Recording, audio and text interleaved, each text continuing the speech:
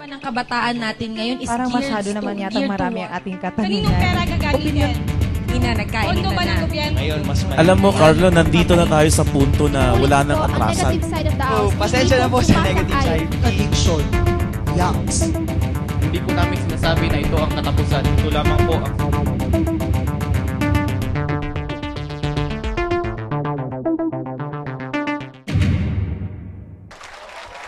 Magandang araw po sa lahat at welcome sa isa na namang episode ng Kuro-Kurong Kabataan. Ako po si Attorney Carlo Nograles. At ako naman po si Monique Musni. Kami po ang makakasama ninyo sa isang oras na punong-puno ng pagpapalitan ng opinyon. At kuro-kuro tungkol sa mga napapanahon at makabuluhang mga issue. Magandang araw po sa lahat. Yes, magandang araw din sa iyo, Kuya, at sa inyo na rin na nanonood sa kanilang mga tahanan at sa aming studio audience. Yes, nandito po tayo ngayon sa Holy Cross of Davao College at makakasama natin ngayong araw ang mga piling mga estudyante at mga panauhin.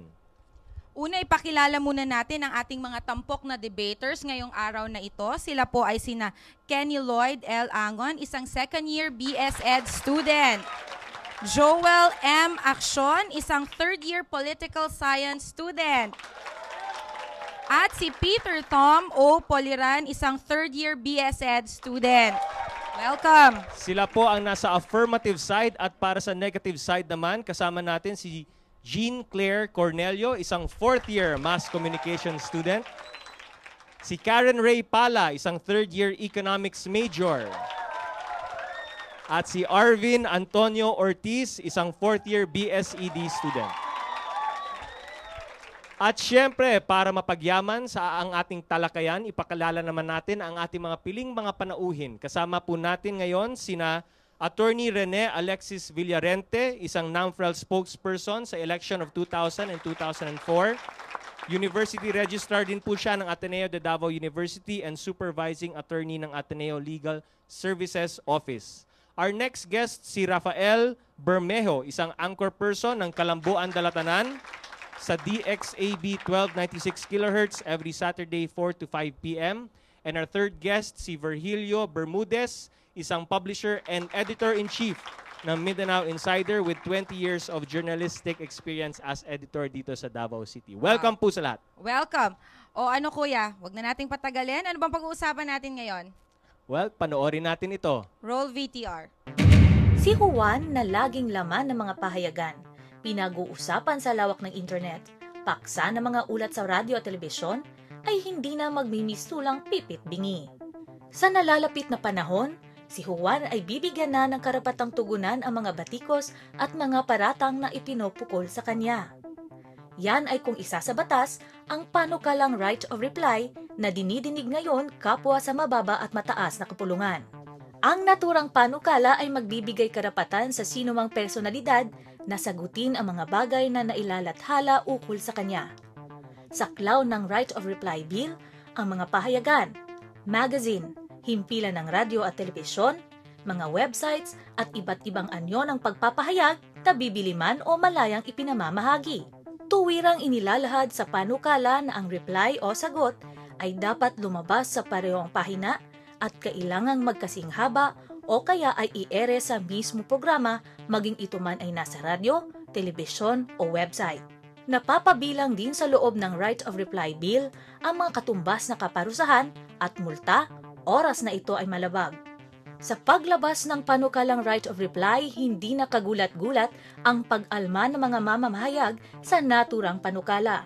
Sentro ng mga usapin ang paglabag sa malayang pamamahayag. Giit naman ng mga may akda ng right of reply bill na walang paglabag na magaganap. Bagkos ang pagbigay karapatan sa isang tao na sumagot sa mga paratang laban sa kanya ay katuparan lamang ng isang dihuwad na malayang pamamahayag. Nakatuon din ang mga pagbatikos sa bantang dagdag na pasanin ito ng mga pahayagan at mga himpilang obligadong ilathala ang mga reply na walang hinihinging kabayaran. Tutok ang sambayanan sa isyu na ito, kasali na ang ating mga kabataan. As a citizen, we have the right also to respond kung binabatikos ba kami or hindi.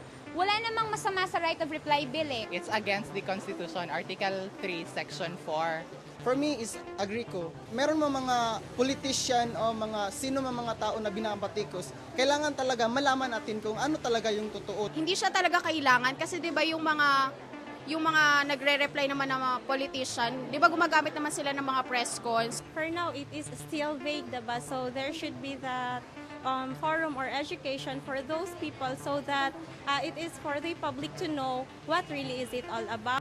Mga mainit na diskusyon at palitan ng mga opinyon dito sa pinakabagong programa para sa kabataan, ang KKK Kuro-Kurong Kabataan.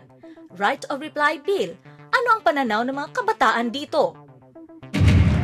So ayan, ngayon napakilala na natin sa lahat ang Right of Reply Bill. Simulan na natin ang talakayan. Gaya ng nakalipas na episodes, unahin natin ang issue ng necessity or issue ng pangangailangan.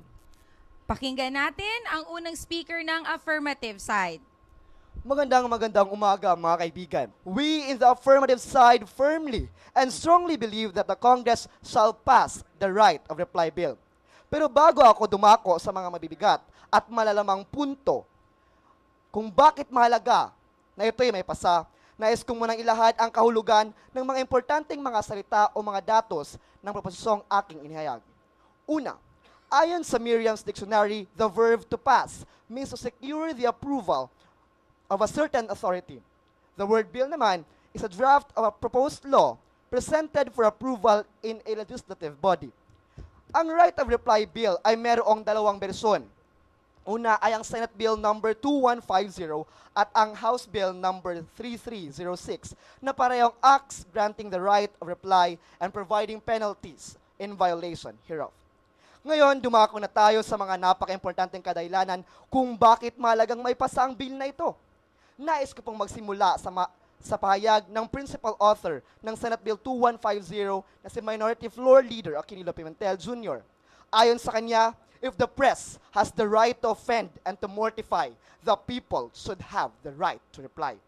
Oo mga kaibigan, nararapat lamang na mabigyan ng pagkakataon. Oo, pantay na pagkakataon ang bawat mamamayan na ipahayag ang kanilang panig bilang sagot sa mga report o komentaryo na walang katotohanan, walang basihan, at nakasisira sa integridad at pangalan. Nais ko ring idagdag at ipaalala ng nakasaad sa Article 3, Section 4 ng 1987 Philippine Constitution na no law shall be passed abridging the freedom of speech, of expression, and of press ay hindi isinabatas para lamang sa mga membro ng media, kundi sa lahat ng mamamayan, literate man o hindi. Pangalawa, gaya ng nabanggit ni Senator Pimentel, walang anumang bahagi ng bill nito ang kumakalaban sa freedom of press. Sa katunayan ay nais lamang nito na mas palawakin at maisabatas ang mga pamantayan ng fair play sa journalism o pamamahayag.